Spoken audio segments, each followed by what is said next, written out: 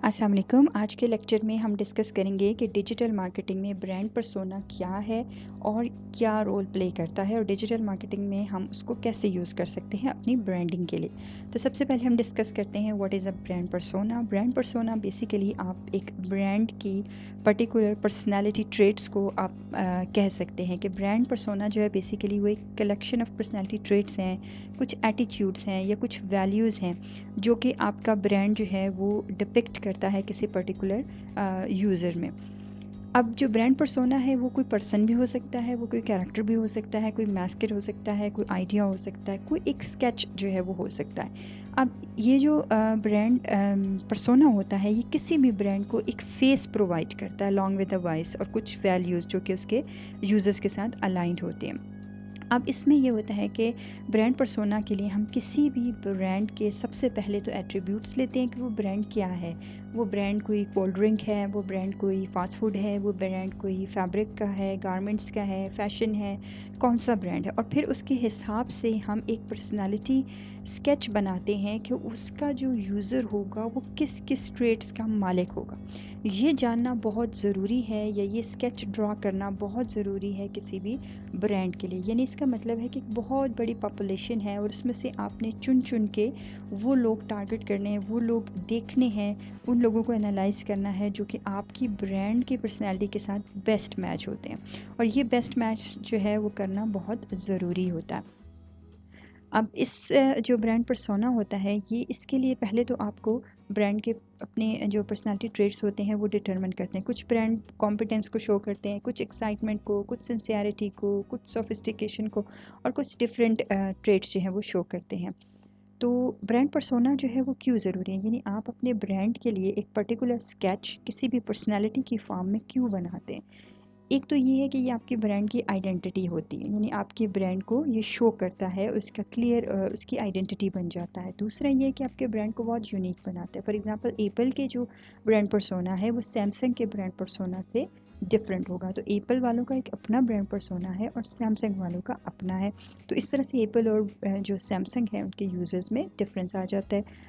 इसके अलावा ये आपके कस्टमर को आपके ब्रांड के बारे में सब कुछ बताते हैं। या आपका ब्रांड जो है वो बेसिकली किस तरह का है, वो कौन सी वैल्यूज़ दे रहा है, कौन सी उसका मैसेज क्या है, उसकी कोर वैल्यूज़ क्या हैं, उसकी बेनिफिट्स क्या है जो वो आपको प्रोवाइड कर रहा है। दूसरा उसके अलावा सबसे बड़ी बात है कि आपके जो ब्रांड है ना, जो ब्रांड तो एक और चीज़ है, कोई प्रोडक्ट है, कोई कंपनी है, कोई कोई भी एनी सिंबल है, कुछ भी, इसको बेसिकली ये ह्यूमनाइज करता है। यानी ब्रांड पर्सोना की मदद से आप किसी भी कंपनी को, किसी भी बिजनेस को ह्यूमनाइज करें, आप उसको ह्यूमंस की फॉर्म में डिपिक्ट करें, यानी एक स्टोरी बना रहे हैं जिसके गिर्द कस्टमर अपने आप को कनेक्ट कर सकते हैं। इसको हम फर्दर आगे हम एक्सप्लेन करते हैं कि जब हम सबसे पहले जब हम ब्रांड पर्सोना क्रिएट करना चाहते हैं अपने ब्रांड का, अपनी कंपनी का या अपने जो भी हमारा बिज़नेस है उसके लिए ब्रांड पर्सोना क्रिएट करने के लिए हमारे लिए दो चीज़ें बहुत ज़रूरी। एक तो कस्टमर डेमोग्राफिक्स हैं। कस्टमर डेमोग्राफिक्स में कस्टमर की सारी background information, age, gender, location, hobby, job, सब कुछ आ जाता है। दूसरी जो चीज़ होती है वो थीमेटिक एंड विजुअल कंसिस्टेंसी है कि जब आप ब्रांड पर्सोना क्रिएट कर लेते हैं तो उसको फिर आपने जगह जगह शो करना है, उसको डिफरेंट फॉर्म में, लोगों की फॉर्म में, अपने कलर्स की फॉर्म में, अपने स्लोगन की फॉर्म में आप डिपिक्ट करते हैं। तो जब डिपिक्ट करेंगे तो वो जो डिपिक्शन होगी वो कंसिस्टेंट होनी चाहिए हर प्लेटफॉर्म पे, चाहे वो सोशल मीडिया प्लेटफॉर्म है, चाहे वेबसाइट है, चाहे ब्लॉग है, चाहे यूट्यूब पे, कोई भी प्लेटफॉर्म है वो कंसिस्टेंट होनी चाहिए, यानी वो क्लियर एक ही डिपिक्शन होनी चाहिए। तो इसका हम आगे डिस्कस करते हैं। तो सबसे पहला जो हमारे पास स्टेप है ब्रांड पर्सोना बनाने का वो है ब्रांड के पर्सनालिटी ट्रेट्स को डिटरमिन। यानी आपका ब्रांड है, आपका कंपनी है, आपका बिजनेस है, आपका प्रोडक्ट है, सर्विस है, जो भी है आपका, आपने उसके साथ पर्सनालिटी अपनी डिपिक्ट करनी है। और इसकी कुछ हमने आपको बताए थे लास्ट जो हमारा एक वीडियो है उसमें हमने 8 कंपोनेंट डिजिटल ब्रांडिंग में, उसमें हमने जो है वो कुछ डिस्कस किए थे। कुछ ब्रांड सेज कैटेगरी में आते हैं, कोई डिफरेंट कैटेगरीज में आते हैं। तो आप उसके हिसाब से अपनी ब्रांड की कैटेगरी भी वो कर सकते हैं, डिसाइड कर सकते हैं और इसके अलावा अपने ब्रांड के पर्सनालिटी के ट्रेट्स जो हैं वो डिस्क्राइब कर सकते हैं। फॉर एग्जांपल जैसे एक ऐसे है, ये एक आर्टिकल है, वहाँ से 5 ट्रेट जो मैंने लिए, एक्साइटमेंट, सिंसियरिटी, सोफिस्टिकेशन, कॉम्पिटेंस, एचिवनेस, ये वो 5 ट्रेट्स हैं जिनके अकॉर्डिंगली आप अपने ब्रांड को डिफ़ाइन कर सकते हैं। लेकिन इसके अलावा और भी है, कि कोई ऐसा नहीं है कि फाइनल है।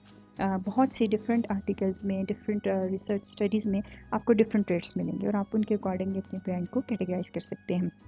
जब आपने ब्रांड की पर्सनालिटी डिसाइड कर लिए कि हमारा ब्रांड लेट से एक्साइटमेंट शो कर रहा है, तो मतलब उसके आपके ट्रेड्स जो हैं वो हैं, तो उसके हिसाब से फिर नेक्स्ट आपने क्या करना है, आपने अपने ब्रांड पर्सोना के लेआउट बनाना है।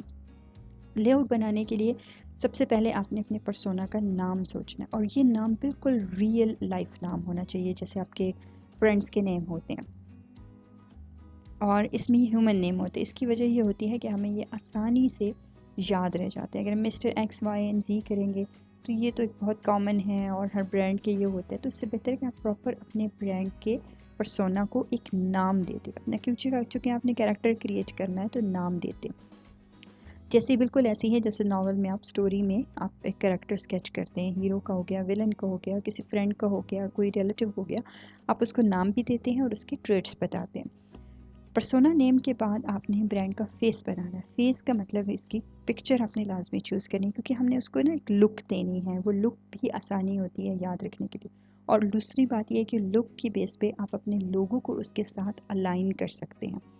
तीसरी चीज़, पर्सोना की एज बहुत ज़रूरी है। एक ये तो हमारी टारगेट मार्केट जो है, हमारी मार्केटिंग भी है एसटीपी, उसमें भी ये बहुत इंपॉर्टेंट हमारा कंपोनेंट है। और एज किड्स के लिए हो सकता है, किड्स का एडवेंचरस, फन, फैंटेसी, ये चीज़ें ब्रांड का एक डिफरेंट पर्सनालिटी होती है। टीन एज का डिफरेंट होता है, एल्डर्स का, यंगस्टर्स का डिफरेंट होता है, ओल्डर पीपल का डिफरेंट होगा। फिर आपने अपने पर्सोना के इंटरेस्ट कैप्चर करने हैं। आपने ये स्केच बनाना है कि आपके जो पर्सोना है, टिपिकल पर्सोना जो आपका ब्रांड का यूज़र होगा, उसके लाइक्स, डिसलाइक्स, उसकी फेवरेट फूड, मूवीज़, म्यूजिशियंस, वो किस तरह की हैं। ठीक है, ये हो सकती हैं या होंगी या हैं।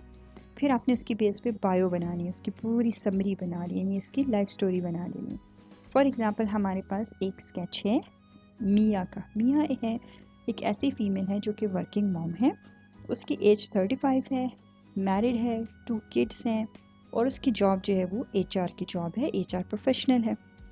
अब बैकग्राउंड इसका ये है कि मिया एक ऐसी वर्किंग मॉम है जो कि अपनी फैमिली को और अपने कैरियर को दोनों को बैलेंस कर रही है। So she is facing certain challenges. Hobbies हैं उसकी, म्यूज़िक पसंद करती है और फैमिली ओरिएंटेड है, शी लव्स शॉपिंग। और उसके कुछ चैलेंजेस भी हैं जो कि हम आगे जाके डिस्कस करेंगे। फिर इसी तरह हमारे पास एक और एग्जांपल है, वो है सैंडी सैंडरसन। एक हमारे पास पर्सोना है, ये मार्केटिंग डायरेक्टर है, डिसीजन मेकर है, मार्केटिंग की एजेंसी में काम करती है, एज 35 है, सैलरी 80,000 पर ईयर है, और मास्टर्स इन मार्केटिंग एजुकेशन है। इसके जो इंटरेस्ट है या जो गोल्स हैं वो कंटेंट प्रोडक्शन है। चैलेंजेस भी इसको फेस करने पड़ती है फ्रीलांसर्स राइटर्स के साथ, और सो ऑन। तो ये एक चीज़ है जो कि सैंडी सैंडरसन एक हमारे पास पर्सोना आ चुका है, इसको भी हम थोड़ा सा आगे डिस्कस करेंगे। ये एक और हमारे पास लिज़ा मोंटोया की ब्रांड पर्सोना की, ये हमारी बायो है, पूरी इसकी समरी है। उसको ट्रस्टेड ब्रांड्स उसके कौन से हैं, मोटिवेशंस उसकी क्या है, टेक्नोलॉजी में वो कितना है, इंट्रोवर्ट है, एक्सट्रोवर्ट है, उसकी क्या पर्सनालिटी है, एंड सो ऑन। तो ये एक पूरा स्केच ड्रॉ करना, या स्टोरी में आप समझ लें कैरेक्टर ड्रॉ करना, हमारे लिए बहुत ज़रूरी होता है ब्रांड पर्सपेक्टिव से।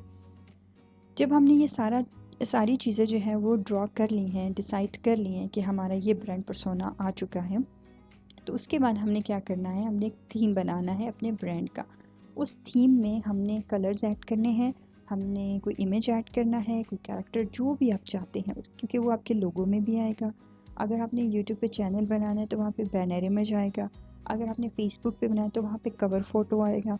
तो ये सारी चीज़ें, उसके अलावा आपके ब्रांड में प्रोडक्ट की लेबलिंग पे, सॉरी उसकी पैकेजिंग पे आएगा, आपकी एडवर्टीजमेंट्स में वो चीज़ शो होगी। तो आपने एक थीम बनाना है जो जितने प्लेटफॉर्म्स हैं, और कितने ज़्यादा प्लेटफॉर्म्स हैं, इंस्टा के और अलग हैं, तो वहाँ पे वो चीज़ जो है वो कंसिस्टेंट हो। और यहाँ पे कलर्स की चॉइस बहुत ज़्यादा मैटर करती है। अगर आपके ब्रांड का जो मैसेज है वो बड़ा एनर्जेटिक और फ़न किस्म का है, तो फिर आपको रेड एंड ऑरेंज कलर भी सूट कर सकता है। अगर आप ब्लू एंड पर्पल चूज़ करते हैं तो इसका मतलब है आप थोड़ा, आपका ब्रांड सोफिस्टिकेशन वाला है, ट्रस्टवर्दीनेस वाला है, एंड सो ऑन। तो आप जैसे यूएनओ का जो ब्रांड है, तो यूएनओ का जो लोगो है अपने कभी इस पे देखें तो ब्लू कलर में, तो ब्लू जो है वो पीस और कूल और इस चीज़ को ज़्यादा डिपिक्ट करता है। तो ये चीज़, इसके अलावा जो अपना ब्रांड का मैसेज जो भी आप डिज़ाइन करेंगे वो इसके साथ अलाइंड होना चाहिए। ठीक है, इन्हें मैसेज की स्टेटमेंट, स्लोगन हो गया, लोगो हो गया, ये सारी चीज़ें आपस में एक दूसरे के साथ कनेक्टेड होनी चाहिए, एक दूसरे को रिफ्लेक्ट करना चाहिए। उसके अलावा काइंड ऑफ लैंग्वेज जो आप अपनी यूज़ करते हैं वो एडवर्टीज़मेंट में भी हो सकती है, कस्टमर के साथ कनेक्ट करने में कर हो सकती है, जो भी have a fun, have a great fun, ये जो भी कोई ऐसी आप लैंग्वेज टिपिकल मैसेज यूज़ करते हैं, तो उसमें आपने डिसाइड करना है कि फॉर्मल लैंग्वेज होगी या ऐसे कंट्रोवर्शियल लैंग्वेज भी कुछ ब्रांड यूज़ करते हैं, एक्साइटेड लैंग्वेज, कोई भी डिफरेंट, ये भी आपने चूज़ करना है, ये कम्युनिकेशन आ जाती है उसकी। और इसी तरह जब आपने सोशल मीडिया पे जाना है तो वहाँ पे भी कंसिस्टेंट किस्म का थीम जो है वो रखना है, यानी वो हर एक जगह आपका हो। इस ये ऐसा नहीं है कि अगर आपका ब्रांड पर्सोना है वो ओल्डर पीपल हैं, ब्रांड पर्सोना में ओल्डर पीपल हैं और आप बहुत ही ज़्यादा जो है ना वो एडवेंचरस किस्म के मैसेज भी दे रहे हैं, एडवेंचरस किस्म के कलर्स यूज़ कर रहे हैं, तो ये थोड़ा सा शायद उनके साथ अलाइंस नहीं होगा। अच्छा, उसके बाद लोगो जो है वो आपने ऑफ कोर्स मेमोरेबल और एट्रीब्यूटेबल जो है वो सेलेक्ट करना है, ये डिज़ाइन करना है और वही आपके पर्सोना के साथ बिल्कुल मैच होना चाहिए। अगर आपने लोगो पहले डिज़ाइन कर लिया है तो it's okay. With the passage of time, जैसे जैसे ब्रांड डेवलप होता है, ऑर्गेनाइजेशन डेवलप होती है, रीब्रांडिंग भी होती है, तो लोगों भी थोड़े इसमें ट्विस्ट आ सकते हैं। और उसके बाद फिर आपने क्या करना है, अपने ब्रांड पर्सोना भी क्रिएट कर लिया, कंप्लीट स्केच बना लिया, अपने लोगो भी, अपना थीम भी सब कुछ सेलेक्ट कर लिया, कलर सब कुछ आपने सेलेक्ट कर लिया है।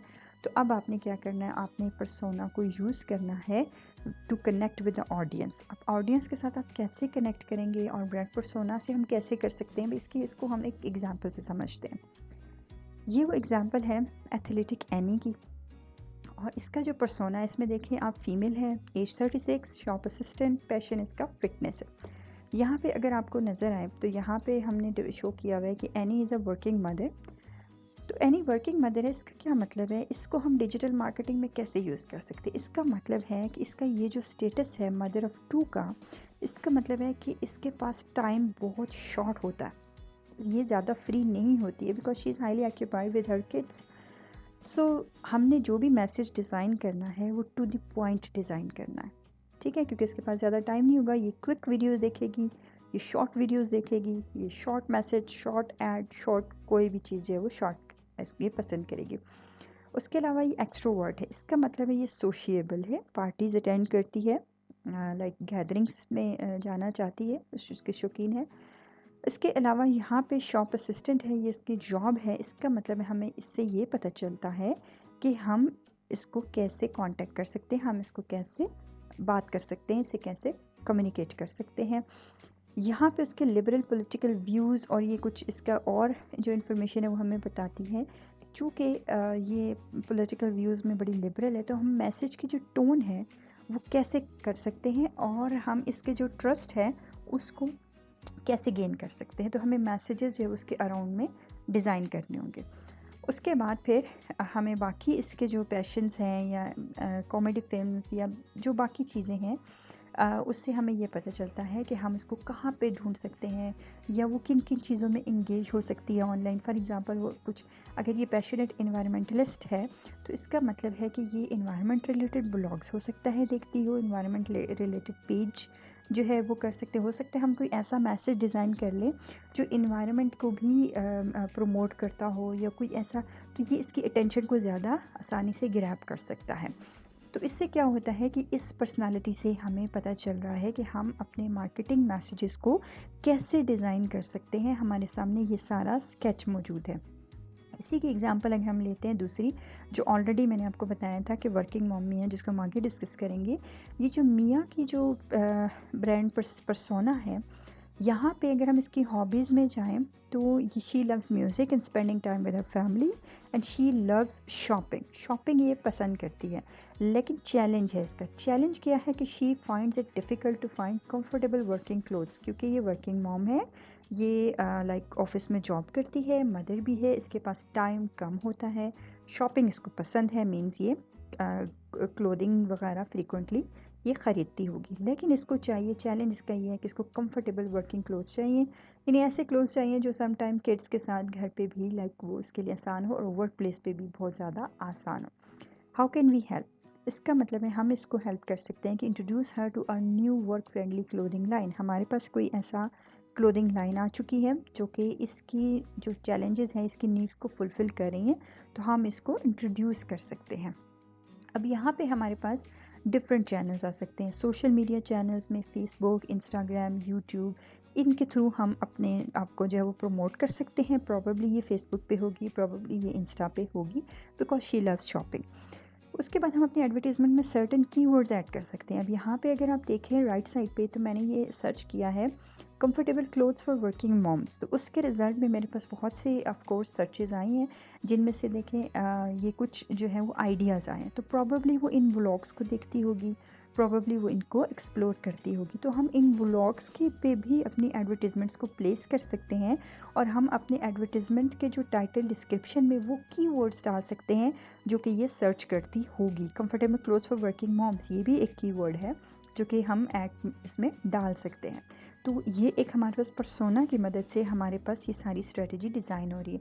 उसके अलावा हम कुछ कंपेलिंग कंटेंट बार बार अगर हम पोस्ट करते रहें, चाहे वो डिफरेंट चैनल्स पे, तो उससे भी हो सकता है कि वो हमारे इसकी तरफ अट्रैक्ट हो जाएगी। फिर हम अपनी वेबसाइट्स पे भी, अपने पेजेस पे भी कुछ कस्टमर के रिव्यूज़ ऐड कर सकते हैं, टेस्टिमोनियल ऐड्स कर सकते हैं, क्योंकि ये वर्किंग मदर है तो ये थोड़ी रैशनल होगी, ये ज़रूर रिव्यूज़ को देखती होगी, because everybody likes to I mean read the reviews के उसकी रीडिंग क्या है, but she knows she is more logical, more rational person, तो वो रिव्यूज़ एंड टेस्टिमोनियल्स को ज़्यादा अच्छे तरीके से जज करेगी और पढ़ेगी, तो हम वो ऐड कर सकते हैं उसकी फर्दर डिसीजन मेकिंग की हेल्प के लिए। और last but not the least, email marketing में हम उसको डायरेक्ट टारगेट कर सकते हैं, हम पर्सनलाइज्ड मैसेज उसको सेंड कर सकते हैं for our new clothing line, जो कि उसकी नीड के साथ बिल्कुल बेस्ट फिट। तो इस तरह से अगर आपको अंदाज़ा हो तो पर्सोना हमें कितना हेल्प कर रहा है किसी भी मैसेज को डिज़ाइन करने में। अब यहाँ पे जो हमने डिस्कस किया था सैंडी सैंडरसन का, तो ये जो पर्सोना है ये बेसिकली एक कंपनी है जो जिसका नाम है क्लियर वॉइस। क्लियर वॉइस वो कंपनी है जो कि फ्रीलांसिंग राइटर्स और कंटेंट राइटिंग में बहुत ज़्यादा हेल्प करती है।